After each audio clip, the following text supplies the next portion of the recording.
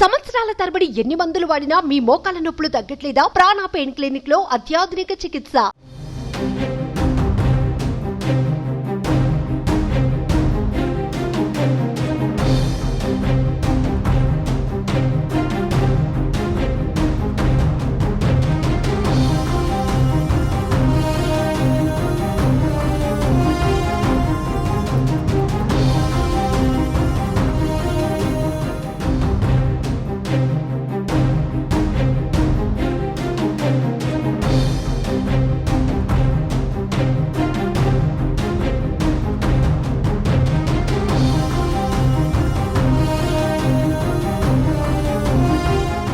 ఎన్నికల్లో ఇచ్చిన ప్రధాన హామీలలో ఒకటైన రైతు భరోసా పథకం అమలుకు కాంగ్రెస్ ప్రభుత్వం సన్నాహాలు చేస్తుంది.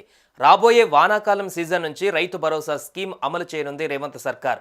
ఈ విషయాన్ని వ్యవసాయ శాఖ మంత్రి తుమ్మల నాగేశ్వరరావు తెలిపారు. 15 ఆగస్టులోపు అన్నదాతలకు 2 లక్షల రుణమాఫీతో పాటుగా వానాకాలం సీజన్ నుంచే పంట సాగు చేసే వారందరికీ రైతు భరోసా అమలు చేయనున్నట్లుగా చెప్పారు. రైతు భరోసా కింద ఇస్తానన్న పెట్టుబడి సాయాన్ని ఈ వానాకాలం సీజన్ నుంచే రైతుల ఖాతాలలో జమ చేయనుంది రేవంత్ సర్కార్. ఈ క్రమంలో పంటలు సాగు ప్రారంభమయ్యే జూలై నెలలో ఎకరానికి 7,500 చొప్పున పెట్టుబడి సాయం కింద రైతులకు అందించనున్నారు. అలాగే రైతుల నుండి అఫిడవిట్ తీసుకుంటేనే కౌలు రైతులకు భరోసా సహాయం అందుతుందని పేర్కొన్నారు. పంట చేసుకున్న వారికే ఈ పథకాన్ని అమలు చేస్తామన్నారు మంత్రి తుమ్మల.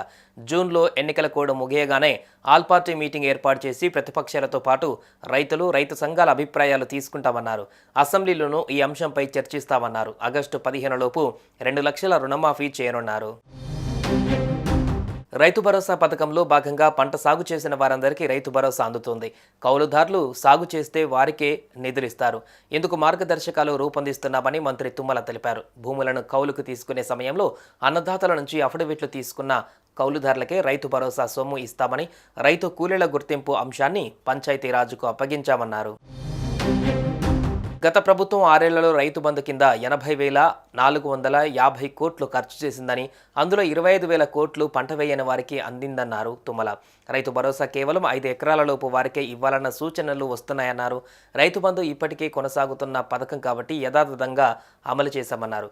కానీ రైతు భరోసాలో మార్పులు చేస్తామన్నారు. ఎన్ని రకాల వారికి వర్తింపజేయాలనే దానిపైన మంత్రి మండలి నిర్ణయిస్తుందన్నారు. పరిమితి విధిస్తే భారీగా భూములున్న వారికి రైతు భరోసా సాయం రాదన్నారు తుమ్మల.